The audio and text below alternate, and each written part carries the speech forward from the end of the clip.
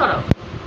আসসালামু আলাইকুম, আশা করি সবাই ভালো আছেন। আজ বন্ধুরা দেখতে থাকো, এই যে আমার বাগান থেকে যে আমি লাউর বীজটা নিচ্ছি, সেই লাউর বীজ থেকে আজকে বিচি বের করবো। বিচি বের করে রোদ্রে দিব। বন্ধুরা এই যে দেখছেন মুখটা কেটে এখানে পানি ঢুকানো হয়েছে।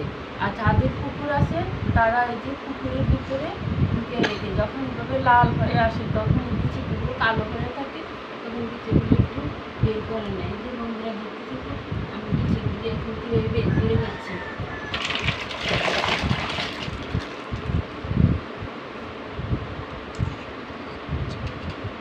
যে বিচিগুলি ফুটতো এই যে সেগুলি, আর কিছু বিচি একদম সাদা হয়ে আছে, সেগুলি গাছে ফুটে না।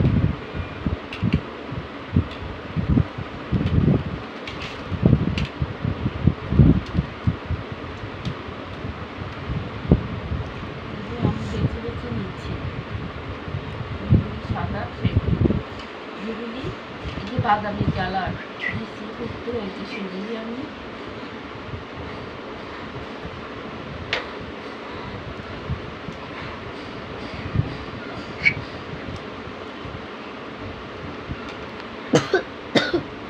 কি করো? এই যে লাউর বিচি দিয়ে দিচ্ছি। আরে এদিকে দেখো, এই যে বিচিগুলি দেখছো, এই যে লাউর বিচিগুলি, এই যে লাউর বিচি।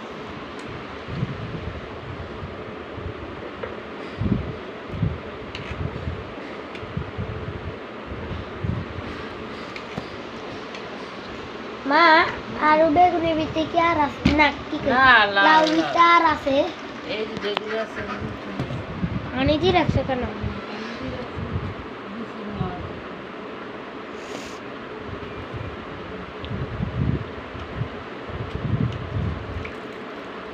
এবার আছে লাউ ভিতরে, এর পুরো পাকি আছে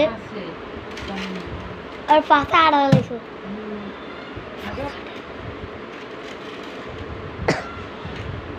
কালো কালো বিচি, কিছু বিচি একটু সাদা হয়েছে, সেগুলি আমি ফেলে দিব এগুলি। আর এই যে এই বীজগুলি আমি নিচ্ছি।